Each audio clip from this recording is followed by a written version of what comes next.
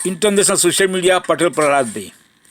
वक्फ कानून के विरोध में मुस्लिम पर्सनल लॉ बोर्ड ने किया देशव्यापी प्रदर्शन का ऐलान। 10 अप्रैल से शुरू होकर 7 जुलाई तक चलेगा विरोध प्रदर्शन। आरजेडी नेता तेजस्वी यादव का बीजेपी पर बड़ा हमला। बोले, औरंगजेब और मुसलमानों के नाम पर हिंदुओं को भ्रमित कर रही बीजेपी। देश में औरंगजेब और वक्फ कानून को लेकर छिड़ा विवाद। टीएमसी सांसद महुआ मोइत्रा का बड़ा दावा। वीडियो शेयर कर कहा, दिल्ली में बीजेपी कार्यकर्ता मछली की दुकानें करवा रहे बंद, लोगों को धमकाया जा रहा। उत्तर प्रदेश में सपा की 6 महिला नेताओं समेत 25 के खिलाफ एफआईआर दर्ज। बीते दिन लखनऊ में किया था प्रदर्शन। अखिलेश यादव पर सीएम रेखा गुप्ता के बयान पर मचा है बवाल।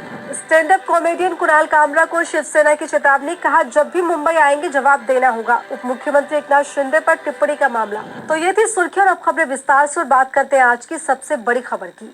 देश में वक्फ कानून लागू हो गया है, लेकिन मोदी सरकार की इस जीत के साथ ही देश भर में इसके खिलाफ विरोध प्रदर्शनों का भी सिलसिला तेज हो गया है। बीते दिन पश्चिम बंगाल से लेकर मणिपुर तक कानून के खिलाफ ऐसी तस्वीरें देखने को मिली जिसने सरकार को कटघरे में खड़ा कर दिया है। उधर इस कानून को सुप्रीम कोर्ट में दी जा रही चुनौतियां भी मोदी सरकार की मुश्किलें बढ़ा रही हैं। तो वक्फ कानून पर कैसे बिगड़ रहे हैं हालात, आइए जानते हैं इस रिपोर्ट में। वक्फ संशोधन कानून लोकसभा राज्यसभा से पास होने के बाद 8 अप्रैल से देश में लागू कर दिया गया है। तमाम विरोध प्रदर्शनों और इसके खिलाफ उठती आवाजों को नजरअंदाज करते हुए मोदी सरकार ने इस पर बड़ी जीत हासिल करते हुए नए कानून के रूप में पेश कर दिया। लेकिन इस पर विवाद यही खत्म नहीं हुआ, बल्कि इसके खिलाफ विरोध प्रदर्शनों और सुप्रीम कोर्ट में चुनौती देने का मामला लगातार तेजी से पकड़ता जा रहा है। बीते दिन कानून के लागू होते ही पश्चिम बंगाल के मुर्शिदाबाद में बिल के खिलाफ लोग सड़कों पर उतर आए। कानून को वापस लेने की मांग के साथ सैकड़ों लोगों ने जुलूस निकाला। इस दौरान मुर्शिदाबाद के जंगीपुर में प्रदर्शन के दौरान पुलिस और लोगों की झड़प हुई और देखते ही देखते मुर्शिदाबाद में हालात तनावपूर्ण हो गए। हिंसा आगजनी की खबरें भी सामने आई, जिसके बाद पुलिस ने लाठीचार्ज किया और आंसू गैस के गोले दागे और हालात तनावपूर्ण होते गए। उधर राज्य में वक्फ कानून को लेकर हो रहे हिंसक विरोध प्रदर्शनों के बीच मुख्यमंत्री ममता बनर्जी ने राज्य के मुस्लिम समुदाय को भरोसा दिलाया कि उनकी सरकार उनकी संपत्तियों की सुरक्षा सुनिश्चित करेगी। जैन समुदाय द्वारा आयोजित विश्व नवकार महामंत्र दिवस पर बोलती हुई ममता ने बीजेपी पर कटाक्ष करते हुए एकता की वकालत की और इस बात पर जोर दिया कि बंगाल में वक्फ बिल लागू नहीं होने देगी। वो धार्मिक आधार पर बंगाल का विभाजन नहीं होने देंगी। ममता ने आगे कहा कि जब तक पश्चिम बंगाल में ममता दीदी है, आपकी संपत्ति की रक्षा करेगी। इसके साथ ही मणिपुर में भी हालात तनावपूर्ण बने हुए। वक्फ कानून के खिलाफ लगातार लोग सड़कों पर उतरे हुए। बता दें, हाल ही में मणिपुर के थौबल जिले में भीड़ ने नए वक्फ कानून का समर्थन करने पर भाजपा के अल्पसंख्यक मोर्चा के प्रदेश अध्यक्ष असगर अली के घर में तोड़फोड़ की और आग लगा दी थी। इसके बाद असगर अली ने सोशल मीडिया पोस्ट पर माफी मांगते हुए कानून वापस लेने की मांग की थी। इसके साथ ही वक्फ कानून की संवैधानिकता के खिलाफ सुप्रीम कोर्ट में 12 याचिकाएं अब तक दाखिल की जा चुकी है। सुप्रीम कोर्ट इस पर सुनवाई के लिए भी तैयार हो गया है। ऐसे में देखना होगा कि नए कानून पर क्या फैसला लिया जाता है। पश्चिम बंगाल और मणिपुर में बिल का विरोध जारी है, तो वहीं जम्मू कश्मीर विधानसभा में वक्फ संशोधन अधिनियम पर चर्चा की मांग को लेकर तीसरे दिन भी खूब बवाल देखने को मिला। बीजेपी और एनसी विधायकों के बीच तीखी बहस हुई। इस बीच आप के इकलौते विधायक ने पीडीपी पर गद्दारी के आरोप लगा दिए, जिसके बाद हालात इतने बिगड़ गए कि सदन की कार्यवाही 3 घंटे के लिए स्थगित कर दी गई। पूरी खबर देखिए इस रिपोर्ट में। जम्मू कश्मीर विधानसभा में तीसरे दिन यानी बुधवार को वक्फ संशोधन अधिनियम पर चर्चा की मांग की गई और इस दौरान सदन में खूब जमकर हंगामा हुआ। इस बीच बीजेपी विधायकों और आम आदमी पार्टी के एकमात्र विधायक महराज मलिक के बीच तीखी नोकझोंक भी देखने को मिली। इतना ही नहीं, इस बिल को लेकर विवाद उस वक्त बढ़ गया जब विधानसभा में नेशनल कॉन्फ्रेंस और भाजपा के विधायकों के बीच हाथापाई हो गई, जिसके बाद विधानसभा की कार्यवाही 3 घंटे के लिए स्थगित कर दी गई। एनसी विधायक नए कानून पर चर्चा की लगातार मांग कर रहे, तो वहीं दूसरी तरफ भाजपा विधायक विधानसभा के बाहर प्रदर्शन करने में लगे हैं। विधानसभा में 7 अप्रैल को भी एनसी मेंबर्स ने कानून का कड़ा विरोध करते हुए इसकी कॉपी फाड़ दी थी। इसके बाद 8 अप्रैल को भी एनसी और भाजपा विधायकों के बीच झड़प हुई थी। इसके बाद विधानसभा में तीसरे दिन भी हालात जस के तस ही दिखाई दिए। आज भी बिल के खिलाफ सदन में भारी हंगामा मचा। इस दौरान आम आदमी पार्टी के एकमात्र विधायक महराज मलिक ने पीडीपी पर गद्दारी करने के आरोप तक भी लगा दिए, तो वहीं बीजेपी ने आप विधायक पर हिंदुओं पर गलत टिप्पणी के आरोप लगाए और इस तरह सदन में हंगामा हुआ। आप विधायक महराज मलिक ने पीडीपी के नेता वहीद पारा से कहा कि तुमने बीजेपी के साथ मिलकर गद्दारी की है। सदन में हंगामे के बाद बीजेपी विधायक विक्रम रंधावा ने आप विधायक महराज मलिक के आरोपों पर जवाब देते हुए कहा, उन्होंने हिंदू को गाली दी है, हम इसे बर्दाश्त नहीं करेंगे। उन्होंने कहा कि हिंदू तिलक लगाने का पाप करता है, हम उन्हें जवाब देंगे। दरअसल पूरा हंगामा विधानसभा में उस वक्त शुरू हुआ जब अध्यक्ष अब्दुल रहीम लाथर की ओर से सत्तारूढ़ नेशनल कॉन्फ्रेंस और उसकी गठबंधन सहयोगियों के वक्फ अधिनियम पर पेश किए गए स्थगन प्रस्ताव को एक बार फिर अस्वीकार कर दिया गया। एनसी के सदस्य चर्चा की मांग करते हुए सदन में वेल में आ गए। जल्दी विपक्ष के नेता सुनील शर्मा के नेतृत्व में विपक्षी बीजेपी के विधायक भी उनके साथ आ गए, जिसके बाद दोनों पक्षों की तरफ से नाराबाजी शुरू हो गई। कुछ विधायकों ने धरना प्रदर्शन किया और इस तरह जम्मू कश्मीर विधानसभा में तीसरे दिन भी वक्फ बिल को लेकर पारा हाई दिखाई दिया। गुजरात के अहमदाबाद में कांग्रेस का 84वां अधिवेशन हो रहा है। पार्टी यहां संगठन को मजबूती पर न केवल काम कर रही बल्कि मोदी शाह के गढ़ में उन्हीं को सीधी चुनौती दे रही है। इसी कड़ी में कांग्रेस अध्यक्ष ने बीजेपी पर बड़ा हमला बोलते ईवीएम में गड़बड़ी का मुद्दा फिर से उसी जोश के साथ उठा दिया।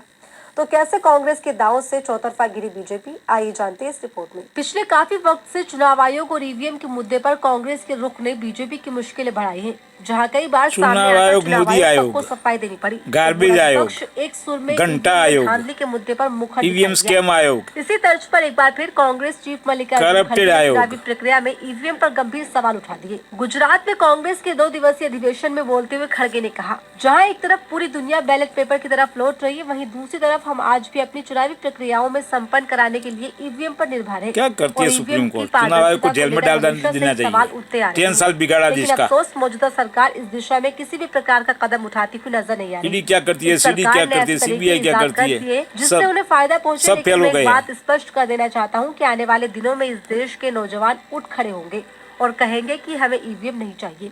ईवीएम और EVM through deep sea Bhajpa अपने चुनावी फायदे के लिए ईवीएम का इस्तेमाल ओनली बैलेट पेपर। कांग्रेस अध्यक्ष ने Modi no EVM, EVM is a garbage item, cheating item. 11 सालों में सत्ता में है, ड्रामा इलेक्शन लास्ट 10 इयर्स। विपक्ष के किसी भी नेता को सदन में अपनी बात रखने का मौका नहीं दिया जाता। खड़गे ने सीधे मोदी सरकार पर आरोप लगाया कि इनके राज में बोलने तक पर कड़ा पहरा है। इस तरह EVM scam government, not Modi से गवर्नमेंट। बता दें, गुजरात के ईवीएम पीएम, गार्बेज पीएम अधिवेशन हो रहा है। ये 2 दिन का होना है। बीते दिन कांग्रेस ने पार्टी को लेकर रणनीति बनाई। इसके बाद आज यानी दूसरे दिन साबरमती रिवर फ्रंट पर मुख्य अधिवेशन हुआ, जिसमें देश भर से 17 से ज्यादा कांग्रेस कमेटी के प्रतिनिधि ने हिस्सा लिया। अधिवेशन में कांग्रेस अध्यक्ष मल्लिकार्जुन खड़गे, सोनिया गांधी और राहुल गांधी मौजूद। करप्टेड पीएम मोदी शाह के गढ़ में कांग्रेस के सदस्य पर पहले ही बीजेपी ऐसे में खड़गे के ईवीएम पर छुरी जंग को दोबारा शुरू करने से बीजेपी के टेंशन में और ज्यादा बढ़ोतरी हो गई। आखिरकार बीजेपी ने ये मान ही लिया कि उसके नेताओं के बयान और भाषा विवादित होती है। इसके लिए पार्टी ने अपने नेताओं को डॉक्टर भीमराव अंबेडकर संविधान और आरक्षण जैसे संवेदनशील मुद्दों पर विवादित बयान देने से बचने की सलाह दी है। हालांकि दलितों के अपमान पर राजस्थान में बीजेपी फंस गई है, जहां लोग सड़कों पर उतरकर बीजेपी का खुला विरोध कर रहे हैं। तो कैसे बैकफुट पर आई है बीजेपी, देखिए इस रिपोर्ट में। डॉक्टर भीमराव अंबेडकर, संविधान, आरक्षण और दलित मुद्दों पर लगातार बीजेपी नेताओं के बयान पार्टी को निशाने पर ला देते हैं। साथ ही पार्टी नेताओं के बयानों के चलते उसके लिए काउंटर करना भी मुश्किल हो जाता है।